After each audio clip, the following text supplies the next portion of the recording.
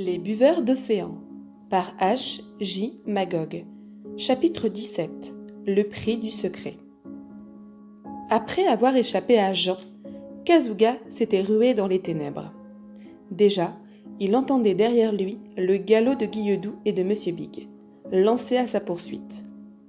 Mais le japonais ne fuyait point au hasard. Il conservait la bonne direction, celle de son aéroplane, qu'il avait laissé à peu de distance, le moteur en marche et son mécanicien à son poste. Ses yeux perçants le devinèrent dans l'ombre, et il escalada le siège au moment précis où Guilledou allait l'atteindre. Se retournant vers ses ennemis, il fit feu sur eux, au jugé, pour les tenir en respect et donner le temps à l'appareil de repartir. Kasuga ne craignait pas l'obscurité. Elle n'était pas un obstacle à son vol.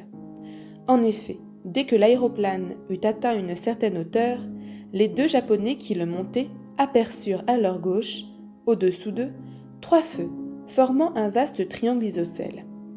C'était un terrain d'atterrissage situé aux abords du croiseur Ohio, et que, selon la consigne, le commandant désignait aux aviateurs par des signaux lumineux. En pleine nuit donc, Kasuga et son compagnon purent atterrir sans danger au centre du triangle.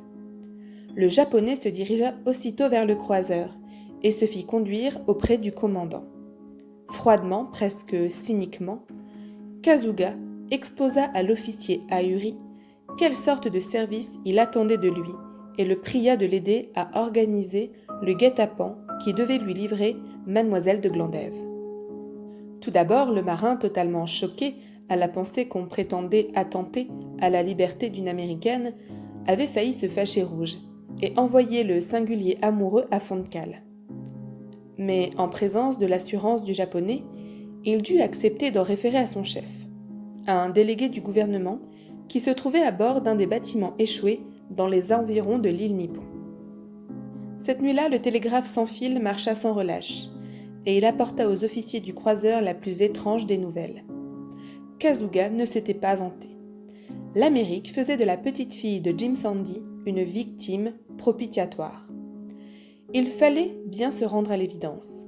Une loi autorisait Kasuga à passer outre à la résistance de la famille de celle qu'il voulait épouser. Il était prescrit à tous les délégués du gouvernement, ainsi qu'à tout détenteur de l'autorité, d'obtempérer aux vœux du japonais et de faciliter son mariage. Décrire le désespoir de la malheureuse Susanna en apprenant le sort qui lui était réservé, peindre la douleur de la marquise, l'indignation de Madame Sandy, serait chose impossible. En dépit de sa crainte du maître et du châtiment que sa trahison généreuse suspendait sur sa tête, Sada elle-même joignit ses malédictions à celles dont les 3 femmes accablèrent le japonais. Mais que pouvaient les larmes, les injures ou les supplications ? Tout ce qu'obtinrent les pauvres femmes fut de n'être point séparées de Susanna et de la suivre vers l'île japonaise, où Kasuga prétendait l'entraîner sans retard. Il avait appris la présence d'un représentant du gouvernement sur le dernier navire relais. Il décida aussitôt d'en profiter pour faire célébrer officiellement son mariage. De vive force, les 4 femmes furent poussées dans 2 automobiles sous la garde de Kasuga et de quelques marins. Et le voyage commença, à travers les espaces interminables, coupés de repos échelonnés sur le trajet.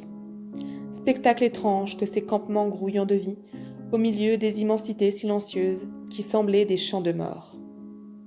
Sur le lit déserté par les eaux, la civilisation avait jeté des poignées d'hommes, de minuscules cercles de vie, infimes par rapport aux solitudes infinies. Et ces taches allaient s'étendre, recouvrir l'espace d'où le génie humain avait banni la nappe liquide. Elles s'élargiraient et se rejoindraient, des villes surgiraient, des champs et des forêts couvriraient ce sol conquis. Spectacle étrange, quel vertige d'orgueil il devait faire naître dans les cervelles humaines. Le 15e jour de ce fantastique voyage, une bande sanglante empourpra l'horizon lointain. Puis ce furent des lueurs d'incendie, d'énormes flammes rouges qui dardaient vers le ciel leurs langues de feu. Des tourbillons de fumée noire, grise et rousse, amoncelaient des bataillons de nuages, que trouaient à chaque instant des masses sombres, projetées en l'air par d'invisibles mortiers. D'incessantes et formidables détonations achevait de donner l'impression qu'on approchait d'un champ de carnage et de désolation. Mais le front de ce gigantesque combat embrasait des lieues et des lieues. L'œil n'en apercevait pas la fin, pas plus en largeur qu'en profondeur. À mesure que les voyageurs avançaient vers l'incendie, ils découvraient une mer de feu et de fumée, crachant des flammes et des projectiles.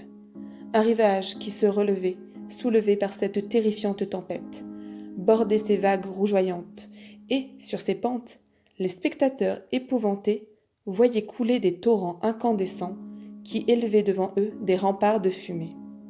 Plus près d'eux, assez loin du terrible foyer, mais éclairé par ces fulgurantes lueurs, un vaisseau dressait une silhouette que l'incendie rendait fantastique. C'était le dernier relais, avant la côte japonaise, le but du voyage. Sur l'ordre de Kasuga, que l'effrayant spectacle paraissait avoir bouleversé, les deux automobiles se ruèrent vers le navire. Tandis que les marins hissaient à bord les prisonnières du démon jaune, celui-ci escalada l'échelle accrochée au flanc du cuirassé. « Le Japon !» cria-t-il, en se précipitant vers un groupe d'officiers qui, lunettes en main, avaient surveillé l'arrivée des automobiles. Et sa voix était étranglée par une indicible émotion. L'un des officiers étendit le bras dans la direction de la mer de feu. « Il n'y a plus de Japon !» prononça-t-il. Kasuga chancela et poussa un cri rauque. « Plus de Japon ?» Les mots terribles n'étaient que trop véridiques, et l'explication qui suivit acheva d'atterrer le jaune. Une formidable éruption volcanique, un de ces cataclysmes dont aucune mémoire d'homme n'a gardé le souvenir, avait au lendemain de l'assèchement des océans englouti Nippon, Iezo, Shikoku et les milliers d'îles qui formaient jadis l'empire du soleil levant.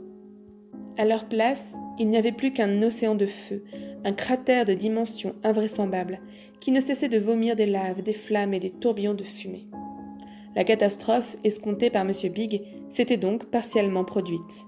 L'explosion provoquée par les masses d'eau volatilisées en tombant dans le foyer central avait fait sauter une partie de l'écorce terrestre, précisément aux endroits où de nombreuses cheminées appelaient l'expansion des vapeurs. Situé dans le voisinage immédiat des principales voies ouvertes aux eaux, plus exposé aux conséquences à cause de la nature de son sol, le Japon avait cédé le premier et volé en éclats, ouvrant aux vapeurs et aux laves une vaste bouche, qu'élargit encore leurs efforts. Du même coup, il sauva la terre. Par ce cratère géant, la fureur du foyer central pouvait s'épancher et s'apaiser. Le Japon payait la rançon de la conquête. En apprenant cela, Kasuga demeura atterré. Son patriotisme aveugle, son ambition insensée, avaient donc abouti à ce résultat effroyable, la perte de son pays. Mais un autre amour lui tenait au cœur. Ses ambitions anéanties, ses espoirs détruits, il lui restait ce souhait pour la réalisation duquel il avait tout risqué. Il releva donc la tête et demanda froidement. « Le Japon n'existe plus, mais je survis.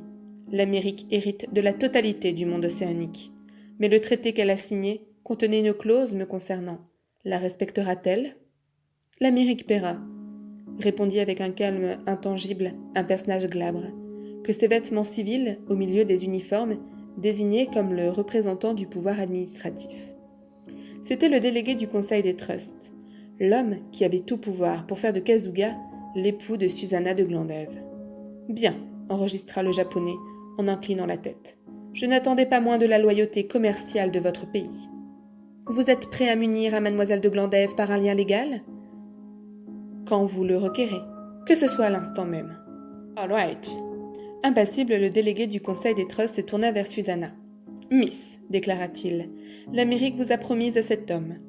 Il faut vous résigner à devenir sa femme. »« Je serai sa prisonnière, mais jamais sa compagne, » protesta la fille du marquis Archibald, en se redressant, frémissante d'indignation et de douleur. « Vous avez fait de moi le prix d'un marché, mais vous n'avez pas le pouvoir de m'y faire consentir. »« L'Amérique se déshonore, » cria à son tour Madame Sandy. « L'Amérique agit loyalement en payant un créancier, » riposta le délégué d'un air rogue.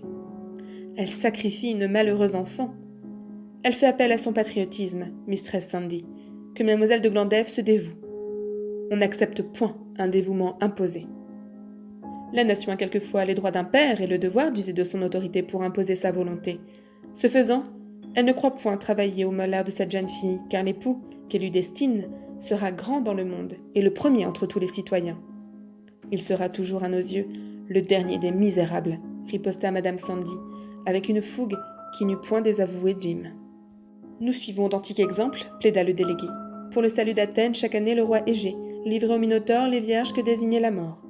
Mais Thésée indigné tua le monstre.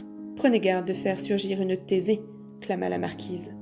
Le roi Agamemnon consentit à sacrifier sa propre fille. Mais ce sacrifice révolta une déesse, et Diane enleva la malheureuse Iphigéna, dont elle fut sa prêtresse. Que les dieux interviennent donc, ricana Kazuga, et qu'ils m'arrachent la proie que me livre la loi américaine. Ce disant, il saisit par les poignets la pauvre Susanna, qui poussa un cri de douleur et de révolte. Impressionnés par le désespoir des trois femmes, les officiers présents à cette scène faisaient de visibles efforts pour se contenir et garder l'attitude impassible que leur imposait la discipline. Plus froid, le délégué avait mandé un scribe et lui faisait rédiger l'acte qui allait consacrer cette odieuse union. Au nom du gouvernement américain, commença-t-il, au milieu d'un silence que troublaient seuls les sanglots des femmes. Mais aussitôt il s'interrompit. Des cris s'entendaient non loin du navire, et les spectateurs les plus proches du bordage virent accourir par bonds intenses une automobile trépidante sur laquelle 5 hommes gesticulaient comme des fous.